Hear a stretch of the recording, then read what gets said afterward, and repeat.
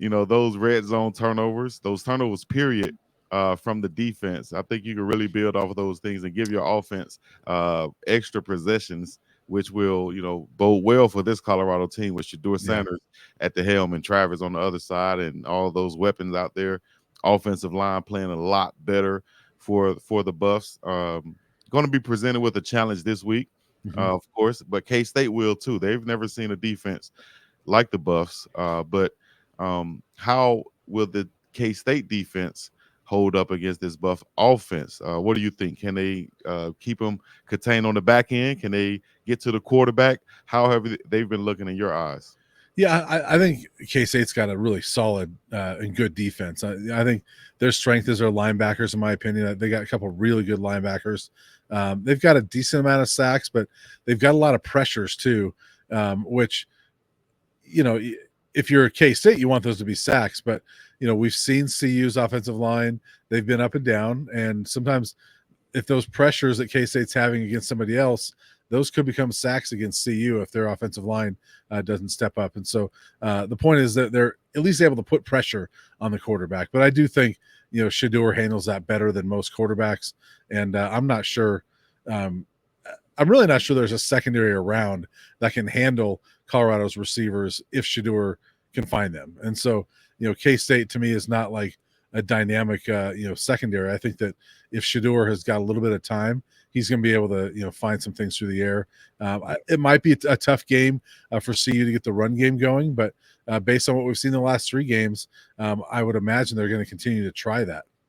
Yeah, I think so too. I think it's much needed Mm-hmm. to Yeah. just get that balance, and always the run game will help open up the passing game. But I think that this offensive line of Colorado will show up this game a little bit, kind of like they did the UCF game. What was it? One or two sacks they gave up UCF game.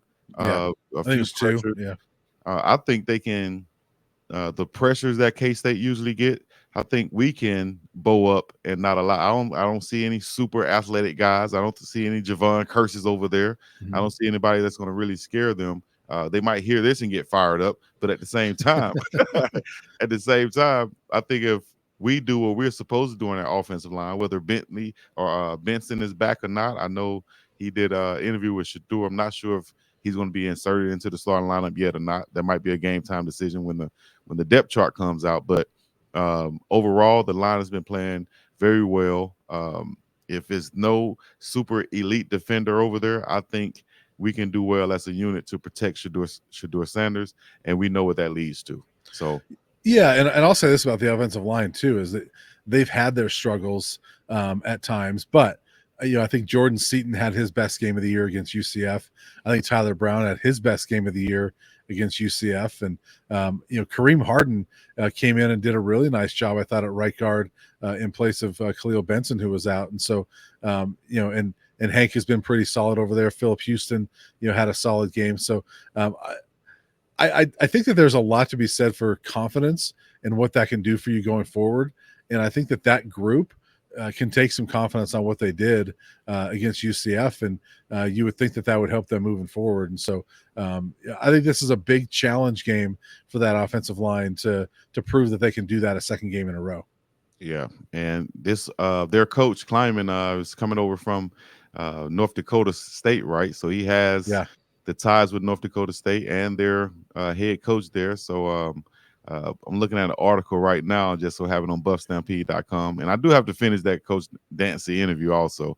Yeah. He is always entertaining to me because he wears everything on his sleeve too. So shout Right. out to Coach Dancy. But I think they're going to come in with a North Dakota type mindset based off the coaches and their relationship. I think they'll be able to talk to each other and find out what worked well Hmm. for North Dakota State against Colorado. And then, as any coaches who have a relationship would do, they'll talk to each other and try to find a way to get a win.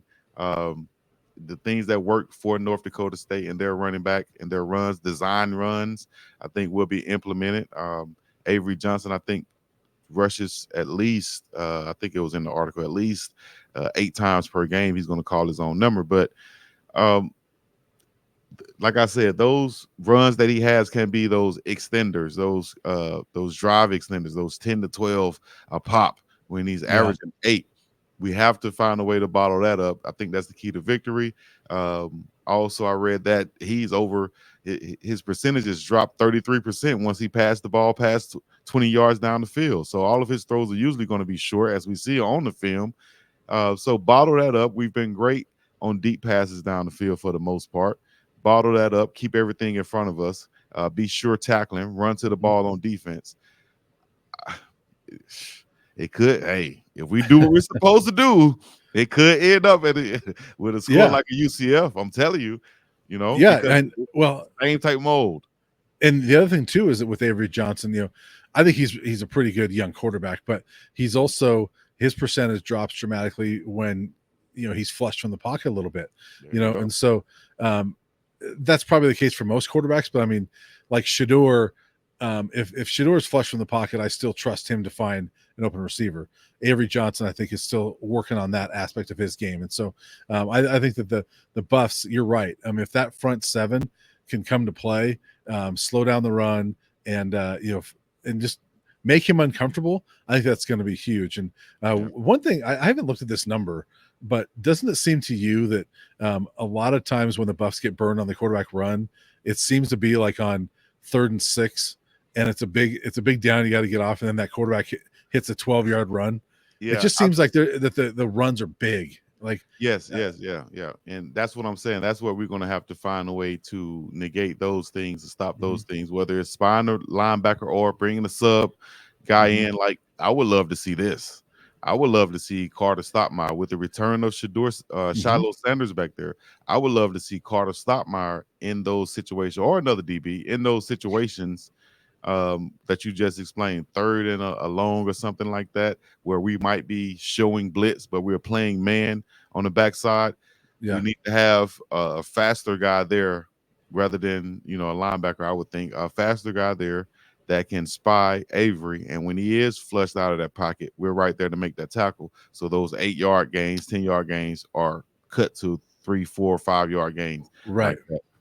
I Yeah. agree with you. I mean, that's like obviously Trevor Woods now is going to, red shirt, sit out the rest of the season. He is still practicing with the team, by the way. Yeah, of course. Actually saw him today, coming off the field, but it almost feels like Carter could be that guy that steps into that Trevor Woods spot in the dime package. But Yeah.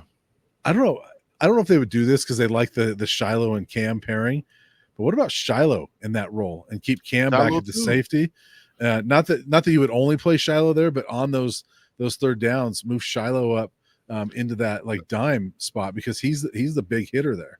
Yeah, and you saw that NDSU game. He made. I was right there in the end zone when he made that look like a touchdown saving tackle. It was Yeah. 1-on-1 with the quarterback. The hardest tackle, in my opinion, to make in football. You coming down from the free safety spot, and a quarterback is coming straight up the pipe.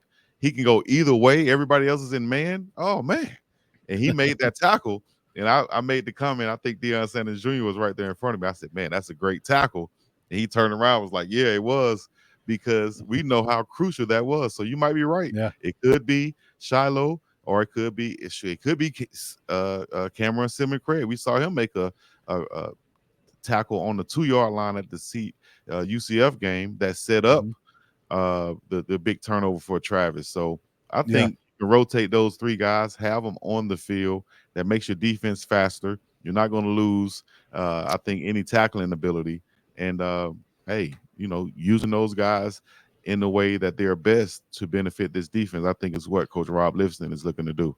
Yeah, I'll throw another name out there too that could be a potential candidate for a spot like that is Oh my Savion God. Riley. Okay, Savion. I like Savion. Yeah. We got a lot of safeties though. I Right. like Savion. I thought you were gonna say Herman Smith III. I like Herman Smith. There's that one too, but Savion, remember, he came in when Cam got hurt in the first game. Cam only played 10 snaps, but Savion had a really fantastic game, and he hasn't really played since because Carter has gotten in there at that spot. But Savion's a guy that we saw he's a big guy that can hit as well. So he might be a guy that I think when you don't have Jeremiah Brown and Trevor Woods now the rest of the season, you've got to get creative and fill in some of those roles. And I almost like those other safeties as opposed to some Yeah. linebackers in there. Yeah, me too. But we got to shout out Jalen Wester, who Yeah, played well at linebacker.